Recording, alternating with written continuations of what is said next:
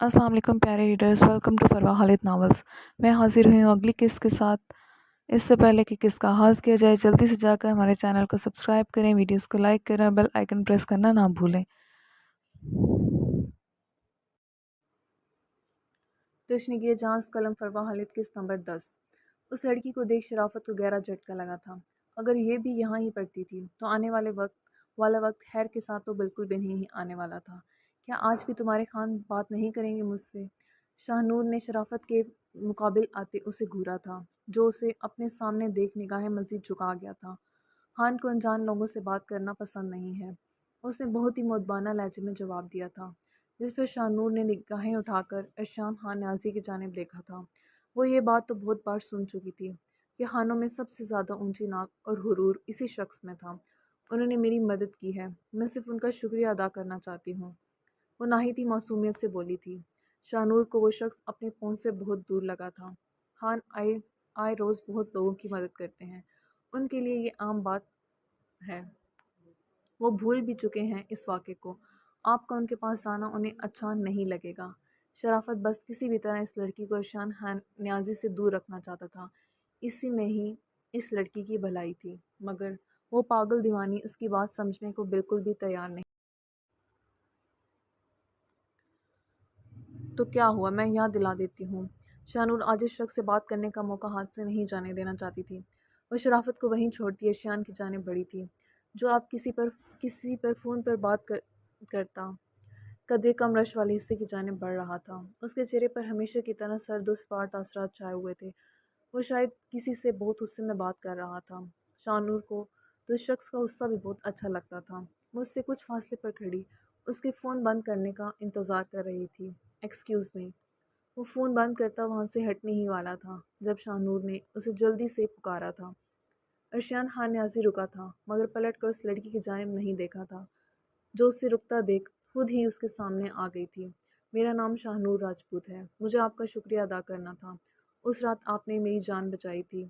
उसके तेवर देख शाहनूर एक ही सांस में सारी बात कह गई थी, जबकि अर्शान को भी चंद सेकंड्स लगे थे इस लड़की को पहचानने में। आज तक इतनी मासूमियत उसने पहले कहीं नहीं देखी थी, और ऊपर से ये लड़की उसके दुश्मनों की बेटी थी। वो कोशिश के बावजूद भी इस लड़की को भूल नहीं पाया था, वो कुछ वक्त के लिए उसकी बाहों में रही थी। शाहनूर राजपूत, फैसल राजपूत की बेटी, राइट? अर्शिया ने उसकी जानिब कदम बढ़ाते उसको सर से पैर तक घूरा था। उसके अंदाज पर शाहनूर खौफ से कांप गई थी। ये शख्स ऐसा क्यों कर रहा था?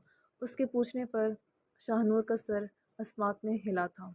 अगर अपनी खैरियत चाहती हो तो दोबारा मुझे मुखातिब मत करना, वरना मुझे याद आ जाएगा कि तुम पूरी रात मेरे फार्म हाउस पर थी।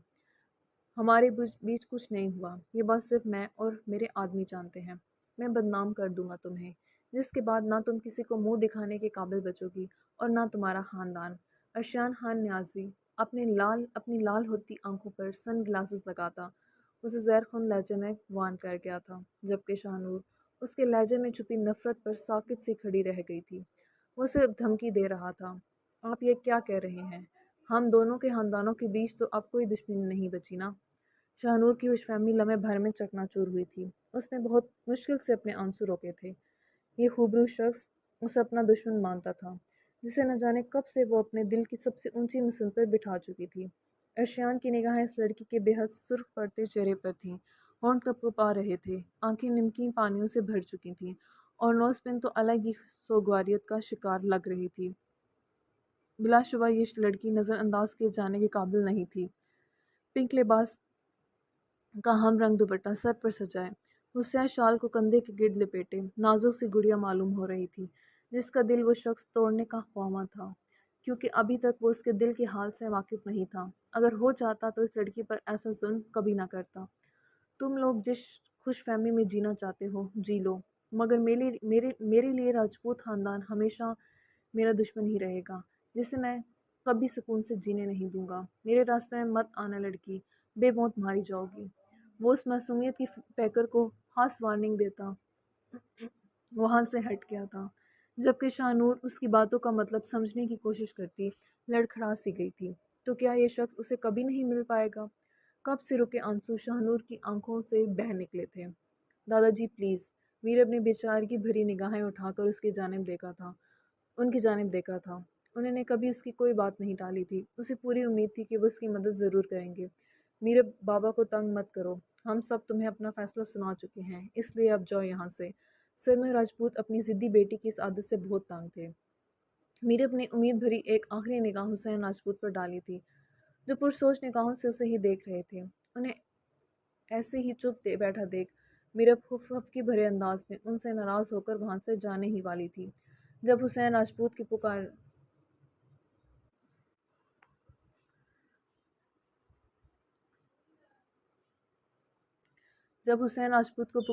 پکار نے اس کے قدم وہیں روک دیے تھے۔ رک جاؤ میرب، میں تمہاری یہ بات ماننے کو تیار ہوں۔ حسین راجپوت کی بات پر جہاں میرب خوشی سے اچھل گئی تھی، وہیں باقی سب نے حیران نگاہوں سے ان کی جانب دیکھا تھا، مگر بولا کچھ نہیں تھا۔ میرب جانتی تھی کہ آخری فیصلہ حسین راجپوت کا ہی ہونا تھا۔ آج تک میں تمہاری ہر خواہش کا احترام کرتا آیا ہوں، تمہاری یہ بات بھی مان لی جائے گی، مگر تمہیں وعدہ کرنا ہوگا کہ وقت آنے پر تم بھی میری خواہش کا احترام کرتے میرا کیا فیصلہ مانو گی۔ تمہیں میرے منتخب کردہ لڑکے سے شادی کرنی ہوگی۔ حسین راجپوت نے بہت سوچ سمجھ کر پتہ پھینکا تھا، جس پر میرب ایک لمحے کے لیے تو کچھ بول ہی نہیں پائی تھی۔ اس کے دل میں کانٹا سا آن چبھا تھا۔ گزری کچھ باتیں آنکھوں میں مرچیں سی بھر گئی تھیں، مگر اگلے ہی لمحے اس نے خود کو سنبھال لیا تھا۔ وہ میرب راجپوت تھی۔ اپنی فیلنگ چھپانا اسے بہت اچھے سے آتا تھا۔ مجھے منظور ہے، میں وعدہ کرتی ہوں آپ کی بات مانوں گی۔ میرب کو بے پناہ خوشی محسوس ہو رہی تھی کہ وہ اب باقاعدہ طور پر سیاست کی دنیا میں قدم رکھنے والی تھی۔ تھینک یو سو مچ دادا جان، you are the best. Meerab ان کے گال پر بوسہ دیتی خوشی سے جھومتی وہاں سے نکل گئی تھی۔ وہ شہروز گیلانی کی پارٹی جوائن کرنا چاہتی ہے، جو پوری طرح سے زیراب خان کے خلاف ہے۔ یہ کر کے کہیں خان حویلی والوں کے ساتھ ہمارے تعلقات سنبھلنے کے بجائے مزید خراب نہ ہو جائیں۔ سرمد راجپوت نے باپ کے فیصلے پر بنا کوئی اعتراض اٹھائے صرف اپنا ایک خدشہ ظاہر کیا تھا، جس پر حسین راجپوت دھیرے سے مسکرا دیے تھے۔ دوسری جانب زیراب خان ہے بہت بڑے دل کا مالک، وہ ایسا کوئی موقع نہیں آنے دے گا۔ حسین راجپوت کو ہمیشہ سے زیراب خان نیازی بہت پسند تھا، یہ جانتے ہوئے بھی کہ ان کے سب سے زیادہ خلاف بھی یہی شخص تھا، مگر پھر بھی انہیں اس کا رکھ رکھاؤ اور اپنے خاندان کے آگے چٹان بن کر کھڑے ہو جانا بہت پسند تھا۔ وہ چاہتے تھے ان کے خاندان میں بھی کوئی ایسا انسان ہو۔ ان کے اپنے پوتے تو کسی کام کے نہیں نکلے تھے، مگر انہیں میرب میں وہ ساری خوبیاں نظر آتی تھیں جو زیراب خان میں تھیں۔ وہ دونوں ٹکر کے لوگ تھے، اس لیے وہ میرب کو بھی زیراب کے مقابلے پر لانا چاہتے تھے، تاکہ ان کی پوتی کسی بھی حوالے سے کمزور نہ پڑے۔ خان حویلی میں اس وقت گہرا سکوت چھایا ہوا تھا۔ بڑے سے ہال کمرے میں حویلی کے تمام مرد حضرات موجود تھے۔ خواتین میں سے کسی کو اندر آنے کی اجازت نہیں تھی، کیونکہ بہت زیادہ بات حساس تھی۔ یعقوب خان نہیں چاہتے تھے کہ کسی بھی طرح یہ بات نویرہ تک پہنچے، جس کی طبیعت پہلے ہی بہت زیادہ خراب تھی۔ ارشیان نیازی، فیروز نیازی اور زیراب نیازی تینوں اپنے دادا کے بلاوے پر ایک ساتھ آئے تھے۔ ان تینوں کے سنجیدہ چہرے کچھ بہت غلط ہونے کا پتہ دے رہے تھے۔ کیا یہ جو خبروں میں چل رہا ہے یہ سچ ہے؟ یعقوب خان نے اپنی مٹھیاں بھینجتے، بہت مشکل سے خود پر ضبط کرتے فیروز خان سے پوچھا تھا، جبکہ ارشیان ماحول کی سنگینی کا احساس کیے بغیر صوفے کی پشت پر بازو پھیلائے ٹانگ پر ٹانگ چڑھا کر بیٹھا موبائل میں مگن تھا، جسے وہ جانتا ہو کہ فیروز کا جواب کیا آنے والا ہے۔ یعقوب خان کو اس لمحے اپنے پوتوں پر بے پناہ غصہ آ رہا تھا۔ ان سمیت ابھی تک کوئی بھی یہ بات نہیں سمجھ پایا تھا کہ وہ تینوں جو بھی کام کرتے تھے اس میں ان تینوں کی رضامندی شامل تھی۔ اپنے دادا کی بات پر فیروز نے نگاہیں اٹھا کر سکرین کی جانب دیکھا تھا، جہاں سلطان شاہ کی پولیس کسٹڈی میں خودکشی کرنے کی خبریں چل رہی تھیں، جس کے پیچھے یعقوب خان کو بنا کسی شک و شبے کے اپنے پوتے کا ہاتھ ہی لگ رہا تھا۔ اگر خبروں میں ایسا چل رہا ہے اور پولیس ذرائع نے اس بات کی تصدیق کر دی ہے تو پھر یہ سچ ہی ہوگا۔ سلطان جیسے بزدل انسان اس کے علاوہ کر بھی کیا سکتے ہیں؟ فیروز خان نیازی جس لاپرواہی سے بولا تھا، یعقوب خان کا دل چاہا تھا اپنے پوتے کا دماغ ٹھکانے لگا دے، جو ایسے ظاہر کر رہا تھا جیسے سلطان شاہ کوئی بہت ہی عام انسان ہو، جس کے مرنے یا زندہ رہنے سے انہیں کوئی فرق نہیں پڑتا تھا۔ یہ تصویریں کب اور کیوں کھینچی گئی ہیں؟ ان تصویروں کے ساتھ کیا کرنے کا ارادہ ہے تمہارا؟ فیروز کے رویے سے نالاں ہوتے اب کی بار یعقوب خان نیازی نے ارشیان کو مخاطب کرتے اس کے سامنے ٹیبل پر وہ ساری تصویریں رکھی تھیں جن میں شاہ نور اس کی باہوں میں تھی اور کہیں اس کے فارم ہاؤس پر دکھائی گئی تھی۔ یہ تصویریں کس مقصد کے لیے بنائی گئی ہیں؟ میرے خیال میں یہاں موجود تمام لوگ سمجھ چکے ہیں۔ مجھے نہیں لگتا مجھے تفصیل بتانے کی ضرورت ہے۔ اشیان نیازی کافی روکھے اور بے لچک انداز میں بولتا۔ یعقوب خان نیازی کا غصہ مزید بڑھا گیا تھا۔ زراب اور فیروز کے علاوہ باقی سب سر پکڑ کر رہ گئے تھے۔ وہ سمجھ نہیں پا رہے تھے کہ ان سرفروں کو کیسے قابو کریں۔ ذرا یہ سب کیا ہے؟ یہ لوگ کچھ بھی کرتے پھر رہے ہیں اور تم ان کا ساتھ دے رہے ہو۔ مجھے تم سے یہ امید نہیں تھی۔ وہ بہت مایوس کیا ہے تم نے مجھے۔ ذرا آپ کی جانب دیکھتے اب کی بار وہ پسماندہ لہجے میں بولے تھے، جس پر ان تینوں نے پریشانی بھری نگاہوں سے ان کی جانب دیکھا تھا۔